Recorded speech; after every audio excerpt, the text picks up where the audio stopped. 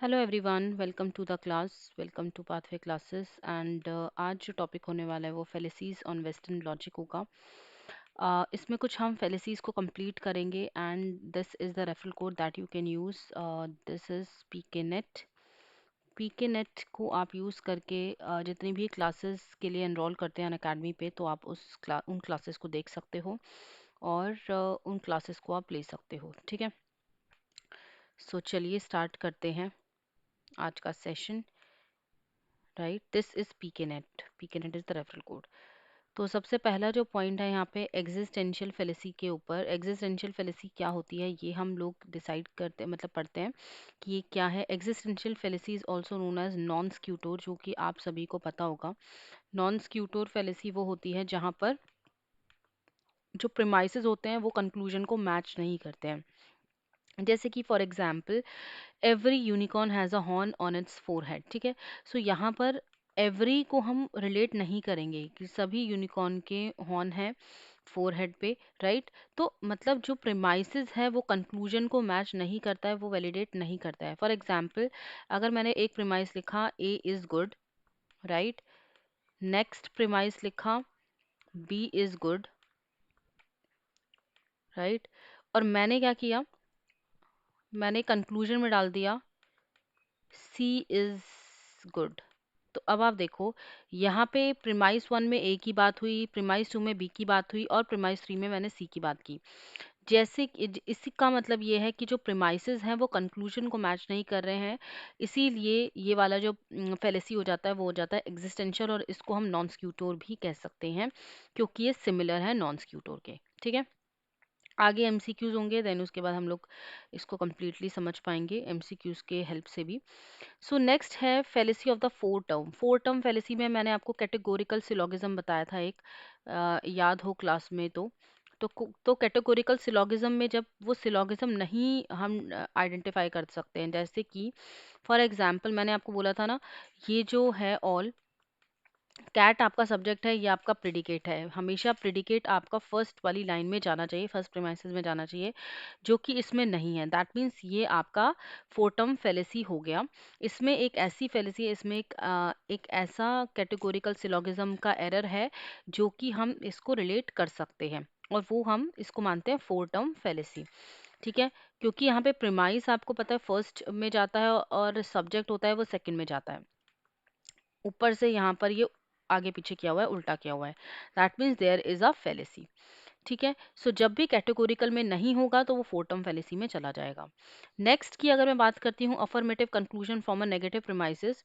ये भी एक फॉर्मल फेलेसी है जहाँ पर आप क्या क्वेश्चन में पता चल रहा है, अफर्मेटिव कंक्लूजन, कंक्लूजन हमारा अफर्मेटिव में रहना चाहिए विद नेगेटिव प्रीमाइसेस। प्रीमाइसेस दोनों ही नेगेटिव हैं लेकिन आपका जो कंक्लूजन है वो पॉजिटिव है, तो उसको भी हम फेलिसी ही मानते हैं। अब यहाँ पर एक या एक से ज़्यादा नेगेटिव प्रीमाइसेस हो सकते हैं, या तो अगर एक भी है तो भी चलेगा। दैट मीन्स अगर मैंने यहाँ पर लिखा है no fish are dogs, right, अब नेक्स्ट वाले जो प्रीमाइसेस में लिखा हुआ है, सेकंड प्रीमाइस में जो लिखा हुआ है नो डॉग्स कैन फ्लाई, अब यहाँ पर जो कंक्लूजन है उसको यहाँ पर अफर्मेटिव कर दिया है, सिंपल सेंटेंस में कर दिया, जबकि प्रीमाइसेस आपका नेगेटिव में चल रहा था लेकिन कंक्लूजन आपका अफर्मेटिव में आ रहा है। So this is also a fallacy, right, affirmative conclusion from a negative premises. And ये जो फेलिसी है ये बहुत इंपॉर्टेंट फेलिसी है, एक्सक्लूसिव प्रीमाइसेस। एक्सक्लूसिव प्रीमाइसेस में भी हम इसी तरीके से समझते हैं, ये भी एक कैटेगोरिकल सिलोगिज्म होता है जिसमें कि इनवैलिड शो हो जाता है in both the premises are negative. यहाँ पर भी आपका, चाहे मैं प्रीमाइसेस की बात करती हूँ या कंक्लूजन की बात करती हूँ, इसमें तीनों ही नेगेटिव आते हैं। फॉर एग्जाम्पल, यहाँ पर लिखा हुआ है नो कैट आर डॉग, ठीक है, सेकंड प्रीमाइसेस में लिखा है no dogs are not cat, ठीक है, और जो लास्ट प्रीमाइस है उसमें लिखा है some cats are not cat. तो तीनों ही जब आपका नेगेटिव में चला जाता है तो फिर उसको हम क्या कहते हैं, एक्सक्लूसिव प्रीमाइसेस। ठीक है,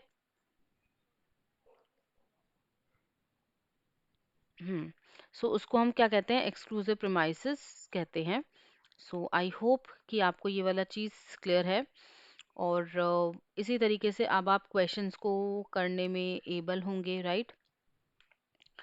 no kangaroo are MMA fighters, some MMA fighters are not Mormons, so therefore some Mormons are not kangaroo. तो अब यहाँ पर आप देखो, ये नेगेटिव, ये आपका नेगेटिव और ये आपका नेगेटिव, जब तीनों ही नेगेटिव होते हैं तो हम उसको क्या कहते हैं? ऑफ कोर्स एक्सक्लूसिव प्रीमाइसेस कहते हैं, ठीक है।